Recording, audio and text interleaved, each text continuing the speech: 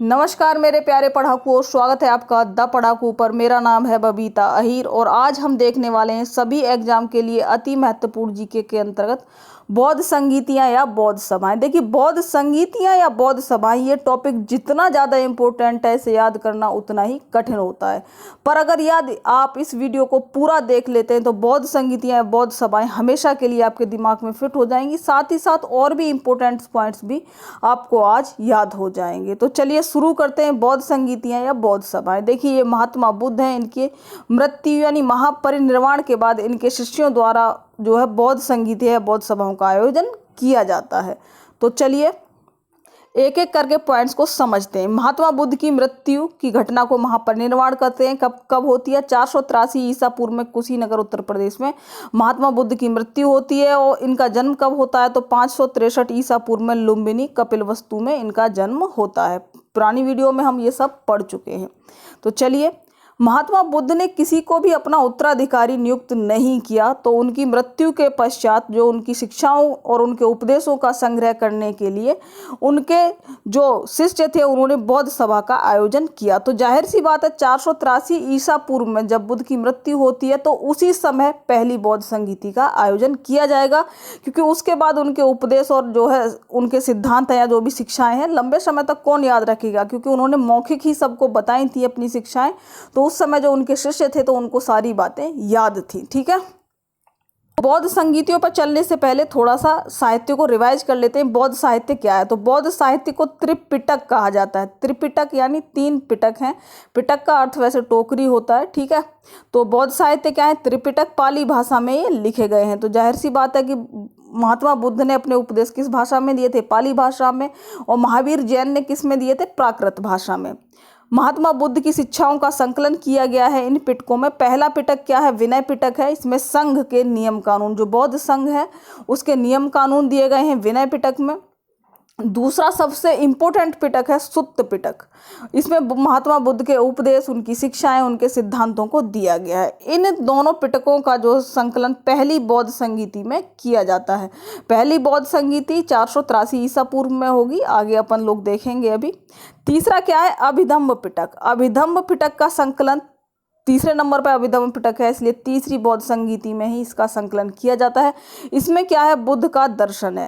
कहने का मतलब है यहाँ तो उपदेश और उनके सिद्धांत थे, यहाँ पर बुद्ध के जो उपदेश हैं उनकी दार्शनिक व्याख्या की गई है। यहाँ पर महात्मा बुद्ध के पूर्व जन्म की कहानियों या कथाओं के संग्रह को क्या कहा जाता है? जातक कथाएं कहा जाता है। तो चलिए आगे चलते हैं। देखिए, बौद्ध संगीतियाँ या सभाओं से जो कैसे प्रश्न पूछे जाते हैं यहाँ पर पहले हम वो समझेंगे। पहले देखिए, बौद्ध संगीतियाँ कितनी होती हैं? तो 4 बौद्ध संगीतियाँ होती हैं। ठीक है, या बौद्ध संगीतियों की संख्या कितनी है? तो 4 है। यहाँ से प्रश्न कैसे पूछे जाते हैं कि किन स्थानों पर कौन सी बौद्ध संगीति हुई है? तो आपको स्थान पता होनी चाहिए कि कौन सी बौद्ध संगीति कहाँ पर हुई है। साथ ही साथ किस राजा के शासनकाल में हुई है और उसका अध्यक्ष कौन था।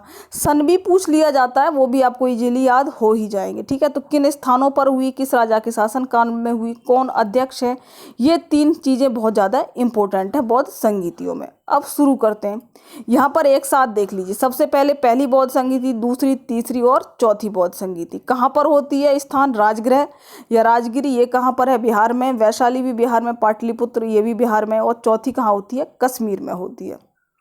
483 ईसा पूर्व में जब महात्मा बुद्ध की मृत्यु होती है, उसके 100 साल बाद 383 ईसा पूर्व में, ये लगभग 250 ईसा पूर्व में।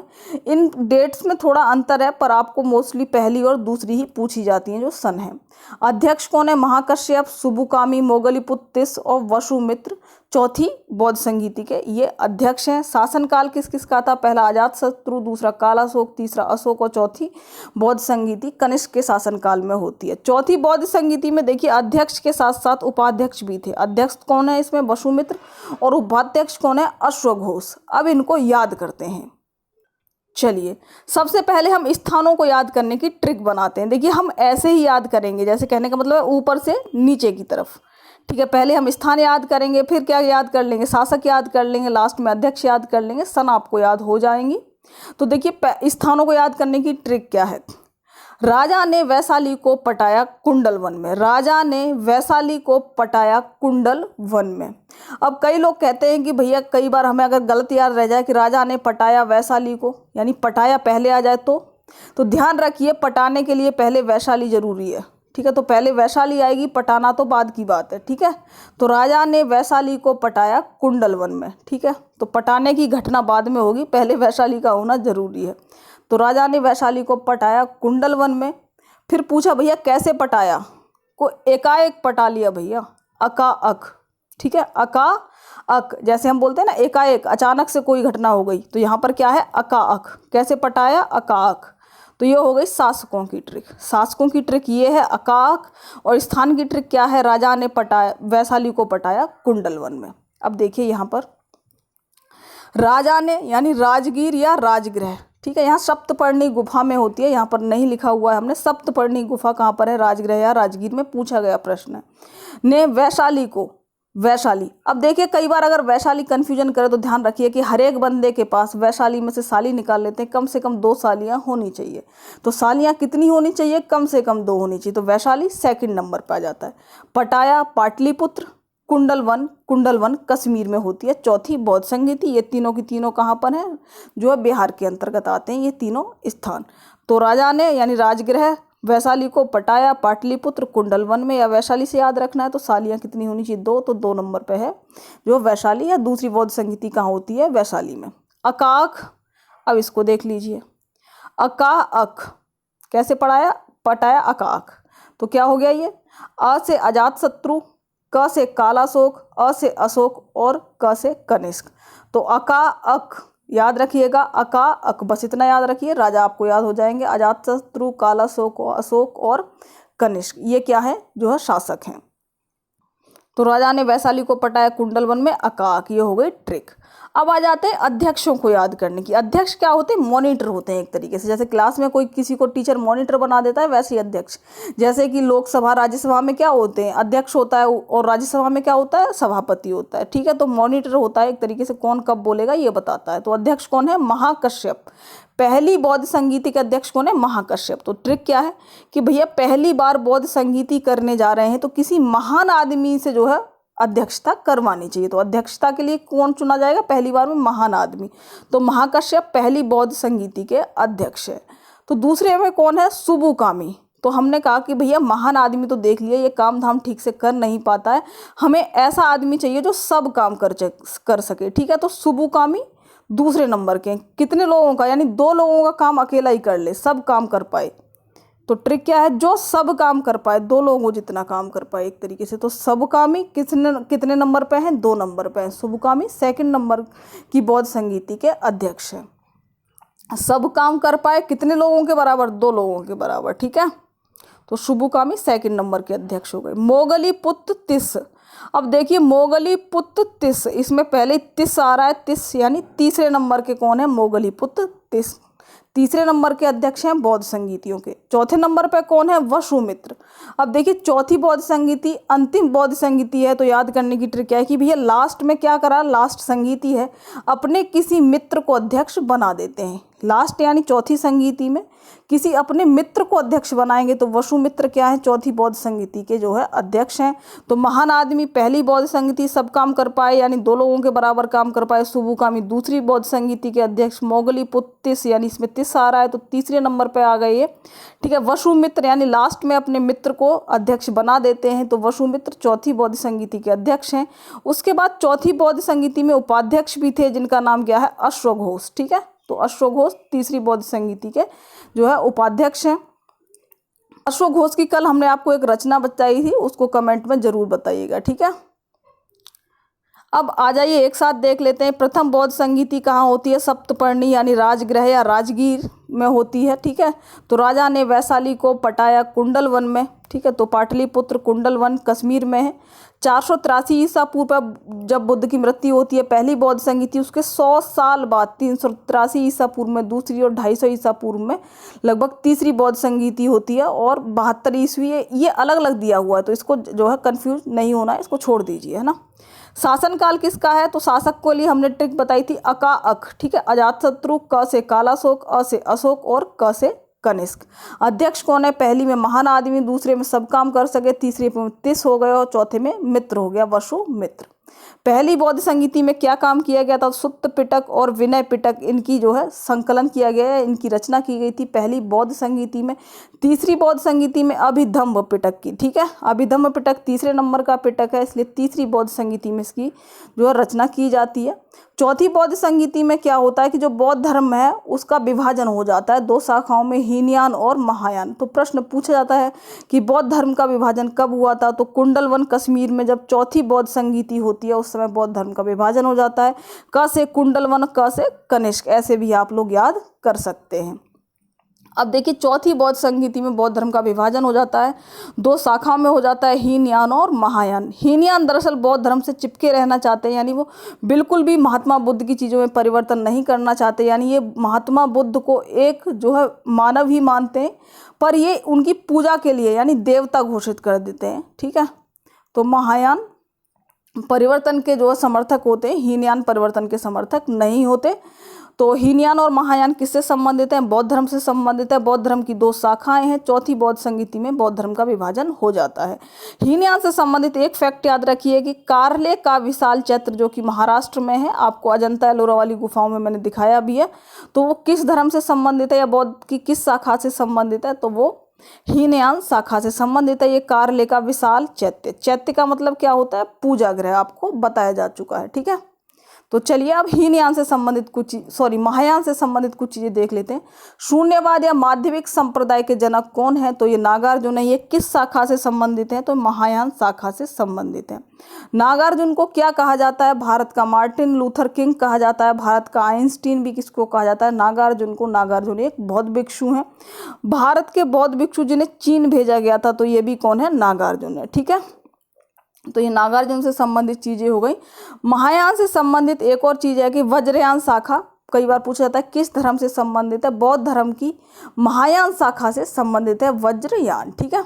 तो वज्रयान महायान से संबंधित है क्योंकि हीनयान उतना ज़्यादा नहीं चल पाई थी क्योंकि ये परिवर्तन के विरोधी थे। तो चौथी बौद्ध संगीति में बौद्ध धर्म का विभाजन हीनयान और महायान में। हीनयान से संबंधित कार्ले का विशाल चैत्य है महाराष्ट्र में। महायान से संबंधित है नागार्जुन, जिन्होंने शून्यवाद या माध्यमिक संप्रदाय को दिया। मार्टिन लूथर किंग और भारत का आइंस्टीन, किसे कहा जाता है? नागार्जुन को। इन्हें ही चीन भेजा गया था, या पहले बौद्ध भिक्षु जो भारतीय बौद्ध भिक्षु जिन्हें चीन भेजा गया, तो नागार्जुन।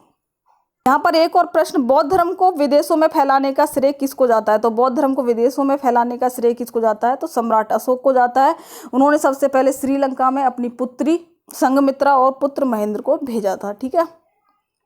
चलिए अन्य महत्वपूर्ण पॉइंट्स को देख लेते हैं। पहले मानव जिनकी प्रतिमाओं का पूजा की गई, तो पहले मानव जिनकी प्रतिमाओं को पूजा गया वो है महात्मा बुद्ध। तो बौद्ध धर्म की महायान शाखा द्वारा महात्मा बुद्ध को देवता घोषित करके उनकी पूजा की शुरुआत की गई थी। मूर्ति पूजा की नींव किस धर्म में रखी गई? सबसे पहले भारत में। तो बौद्ध धर्म में मूर्ति पूजा की नींव रखी गई।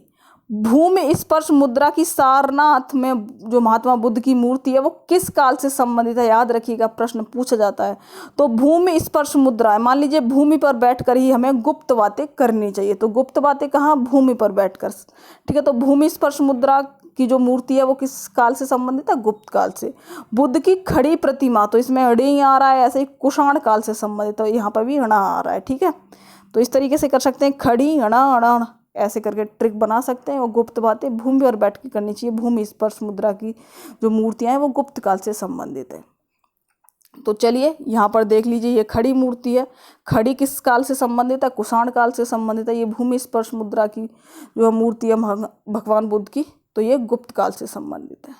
उसके बाद देखिए ये जो लेटे हुए या जो निर्वाण महापरिनिर्वाण की अवस्था की जो मूर्ति बनी हुई है, ये मैंने आपको बताई भी थी। कुशीनगर जो है उत्तर प्रदेश में ये मूर्ति है भगवान बुद्ध की। चलिए प्रश्नों को देख लेते हैं। प्रथम बौद्ध संगीति का आयोजन किसके काल में हुआ था? तो आपको काल याद करना, यानी शासकों की ट्रिक क्या थी? अका अक, ठीक है, अका अक। तो पहली वाली अजातशत्रु के काल में, क से कालाशोक के टाइम पर दूसरी, तीसरी अशोक के और चौथी कनिष्क के शासनकाल में होती है। चतुर्थ बौद्ध संगीति का आयोजन कहाँ पर हुआ था? तो राजा ने वैशाली को पटाया कुंडलवन में, तो चौथी कहाँ पर होती है? कुंडलवन में होती है। राजा पहली यहाँ पर होती है वैशाली में, दूसरी होती है, यानी सालियाँ कितनी होनी चाहिए? 2 होनी चाहिए, पाटलिपुत्र तीसरे नंबर पर, ठीक है। तो चलिए राजा ने वैशाली को पटाया कुंडलवन में। ये हमारी ट्रिक हो गई। तृतीय बौद्ध संगीति के अध्यक्ष कौन थे? तो तीसरे नंबर पे कौन थे? तिस थे तीसरे नंबर पे। मित्र चौथे नंबर पे थे। चौथी बौद्ध संगीति के वसुमित्र थे। महान आदमी को पहले बनाया गया था, नहीं पहली बौद्ध संगीति के कौन थे? जो है महाकश्यप। दूसरे नंबर पे कौन थे? सुबुकामी, जो सब काम कर सके। अशोक किसी का अध्यक्ष नहीं था। सुत्त पिटक संकलन किस बौद्ध संगीति में किया गया था? सुत्त पिटक या फिर विनय पिटक, दोनों की दोनों प्रथम बौद्ध संगीति 483 ईसा पूर्व में जब महात्मा बुद्ध की मृत्यु होती है उसी समय किया गया था। विनय पिटक में किसका वर्णन है? तो विनय पिटक में विनय और नियम एक जैसे साउंड करते हैं, तो ध्यान रखिए संघ के नियम कानूनों का जो है किस में वर्णन है? विनय पिटक में। सम्राट अशोक के शासन काल में कौन सी जो है बौद्ध संगीति हुई थी? तो आपको ट्रिक याद होनी चाहिए, अका अक। तीसरे नंबर पे आता है जो है अशोक। ट्रिक यहाँ पर देख लेते हैं दोबारा से। अका अक, अ से अजातशत्रु पहले नंबर, कालाशोक दूसरे नंबर, अशोक तीसरा और कनिष्क चौथे नंबर। कुंडल 1 में कनिष्क के टाइम पर चौथी बौद्ध संगीति होती है। महात्मा बुद्ध के पूर्व जन्म का वर्णन किस पर मिलता है? तो जातक कथाओं में मिलता है। विनय पिटक में क्या है? महात्मा बुद्ध का जो संघ था उसके नियम कानून। द्वितीय बौद्ध संगीति का आयोजन कहाँ होता है? तो दूसरे नंबर पर क्या है भैया? वैशाली। सालियाँ कम से कम 2 होनी चाहिए, बाकी आप राजा ने वैशाली को पटाया कुंडल 1 में, वो याद होना चाहिए, ठीक है। चौथी बौद्ध संगीति किसके काल में हुई थी? तो कनिष्क के काल में होती है चौथी बौद्ध संगीति। चलिए फ्रेंड्स, अगर वीडियो पसंद आया हो तो लाइक ज़रूर कर दें। देखिए कमेंट करके बताया ज़रूर करें कि वीडियो कैसा लगा, और चैनल अगर सब्सक्राइब नहीं किया है तो कर लें, क्योंकि इसी तरह की बहुत ही इन्फॉर्मेटिव और बहुत ज़रूरी वीडियो आपको इस चैनल पर मिलने वाली है। Thank you for watching.